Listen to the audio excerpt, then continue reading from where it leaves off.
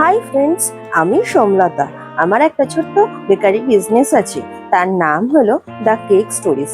সেই জন্য আজকে তোমাদের সঙ্গে আরো একটা নতুন কেকের কাজ শেয়ার করতে চলে এসেছি, যেটা কিনা বলতে পারো একটা কেকেরও গল্প। তোমরা তো জানোই যে তোমাদের সঙ্গে এতদিন ধরে শেয়ার করছি যে আমি কিভাবে কেক বানাই। তো প্রত্যেক মানুষেরই কেক অর্ডার দেওয়ার পেছনে একটা না একটা গল্প থেকেই থাকে।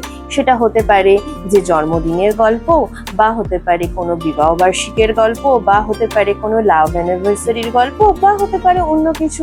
অনেকে তো থিম কেক অর্ডার করে যে তাদের লাইফে এখন বর্তমানে কি চলছে তার উপর ডিপেন্ড করে হয়।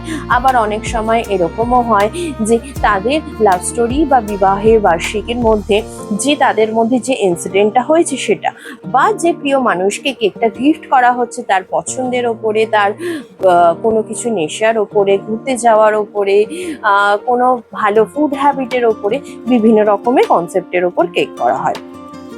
এবার মানে বলতে পারো যে সমস্ত ধরনের থিমের ওপরই কিন্তু করা হয়। কিছু কিছু থিম একেবারে স্ট্রাকচারাল করা হয়, আবার কিছু কিছু ক্ষেত্রে হয় কি কনসেপ্টটাকে কাজে রেখে একটা কেকের ওপরে ছোট্ট ছোট্ট থিম কনসেপ্টের ওপরে করা হয়। সেটা কিছু ক্ষেত্রে স্টিকারের ক্ষেত্রেও হয়, কিছুটা ফন্ডেন্ট দিয়েও হয়, যে যেভাবে জিনিসটাকে পোর্ট্রেট করবে। অবভিয়াসলি সবসময় আমি চেষ্টা করি যে কেকটাকে কতটা বাজেট ফ্রেন্ডলি ভাবে তৈরি করা যায়, তাতে কি কেকটার কাজের ওপরও বেশ সুন্দর এফেক্ট পড়ে। আবার যখন সেটা স্টিকারে করা যায় না তখন কিন্তু আমি সেমি ফন্ডেন্টে করি। ফুল ফন্ডেন্ট একটা কারণেই করি না যে কেকের ওয়েটও বেড়ে যায়, কেকের দামও বেড়ে যায়।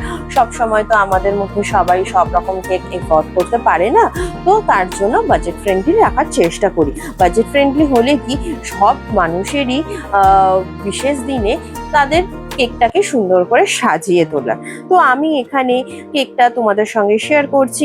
অবভিয়াসলি ক্রিম লাগানোর পরে তারপরে কেকটা সেট করার সময় আমি ভিডিও রেকর্ড করতে ভুলেই গেছি, যেটা মাঝে সাঝে আমার সাথে হয়েই থাকে। তো তোমরা সেখানে আমাকে মাফ করে দিও।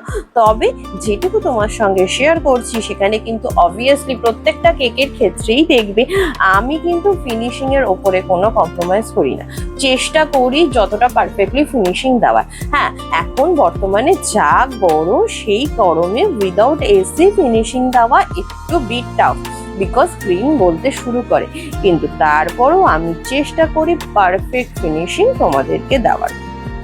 তো অবভিয়াসলি কেকটা কেমন হয়েছে তোমরা তো ফাইনালি দেখতেই পাবে ফাইনাল লুকসে, কিন্তু দেখার পরে অবভিয়াসলি কমেন্ট করে আমাকে কিন্তু জানিও।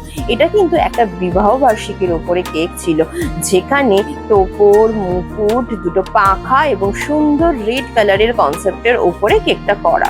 কেমন হয়েছে জানিও।